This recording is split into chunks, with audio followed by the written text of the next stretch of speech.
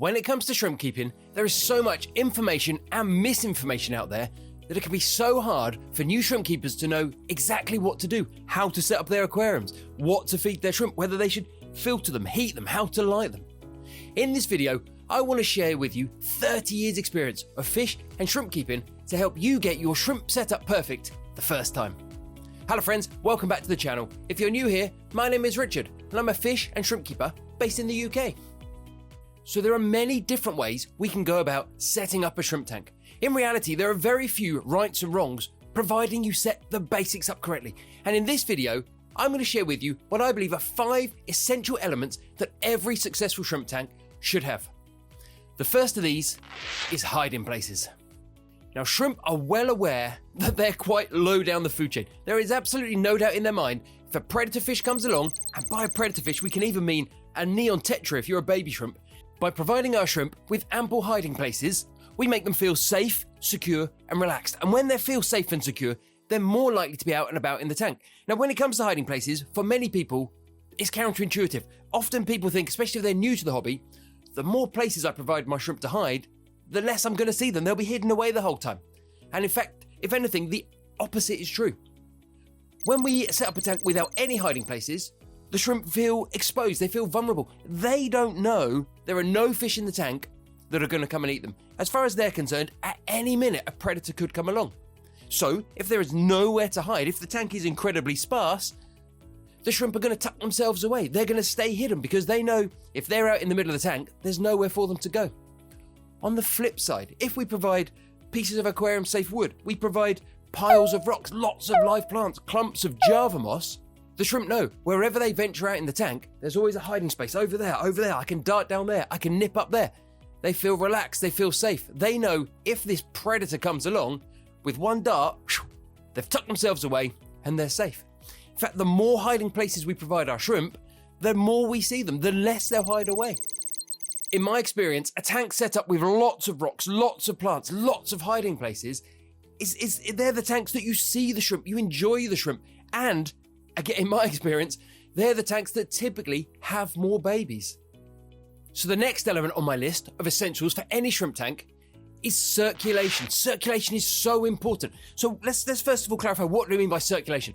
Circulation is the water in the aquarium moving around, constantly being on the go. So why is circulation important? Well, when we have good circulation, the water temperature throughout the tank is more or less equal. Cold water at the bottom and warmer water at the top. The water is constantly being mixed. That mixing also means if you're using fertilizers to fertilize your aquarium plants, the fertilizer gets mixed in equally. Having good water circulation essentially means the tank is a nice even mix everywhere, is balanced. So how can we get circulation? Well, there are many different ways. If you're running a filter, typically the filter will take care of that circulation. If you're not running a filter, then just having an air stone bubbling away. As the bubbles rise, they draw with them water. That water rises, fresh water has to be brought in to interrupt it, and so you end up with this circulation throughout the tank.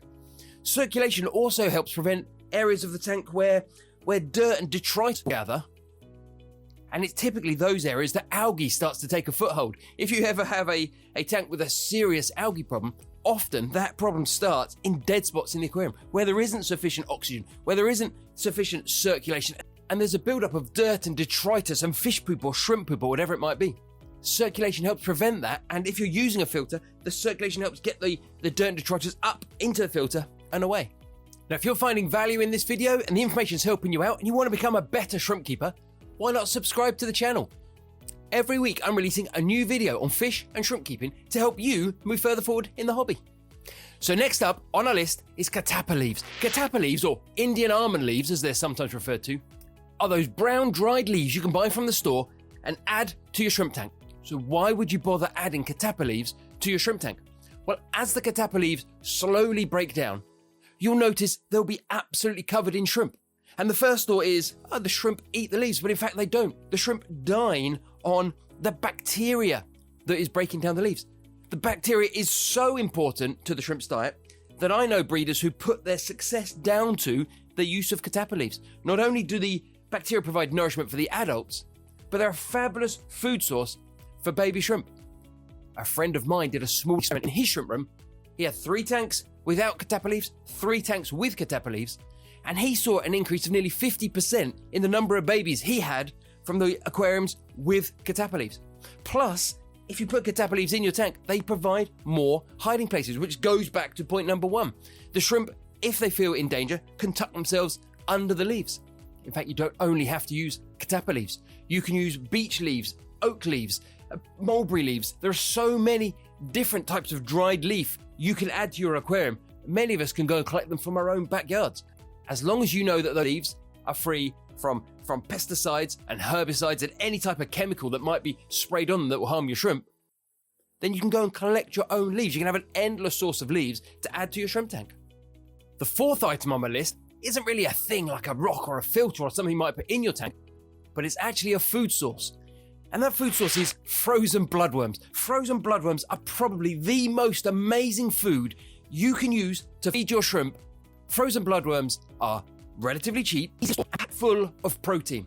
If you're trying to grow your shrimp colony quickly, or you want your females to produce lots of babies, then I genuinely believe the secret is feeding frozen bloodworms.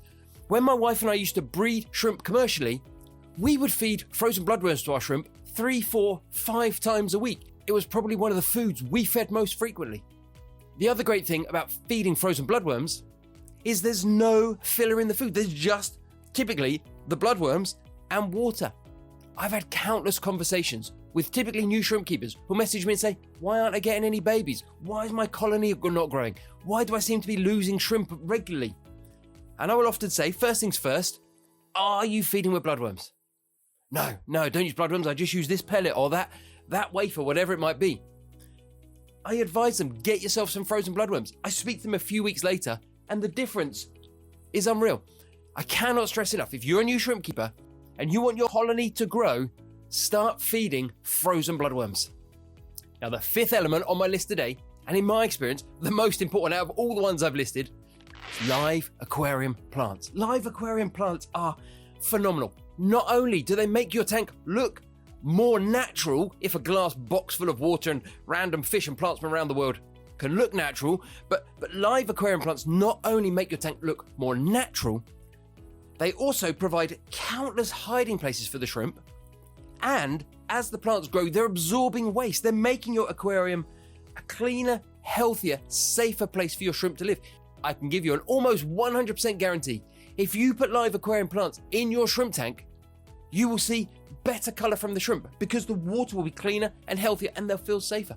You will see more baby shrimp. The live aquarium plants provide countless places for the shrimp to hide. Also, the surfaces of the leaves become covered in bacteria and biofilm, and shrimp love to eat bacteria and biofilm. It's a staple diet. If you're a shrimp, that's what you want to spend your time eating. In my opinion, every single shrimp tank should have some live aquarium plants. When we used to have breeding tubs, we would ram them full of Java moss. Java moss provides an infinite number of hiding places for the baby shrimp. It provides countless spaces for bacteria and biofilm to grow. The shrimp can eat on it, and it sucks nitrates out the water as it grows. It doesn't actually matter what plants you use, as long as they're aquarium safe. The faster the plants grow, the more ammonia and nitrates they'll suck out the water as they grow. But it doesn't matter if you've got a slow-growing anubis or a stem plant that grows like a weed. Adding live aquarium plants will just make your aquarium a better place for the shrimp to be. In fact, I believe Java moss is so important to a shrimp tank that I made an entire video about it, which you can watch next. Thanks for watching.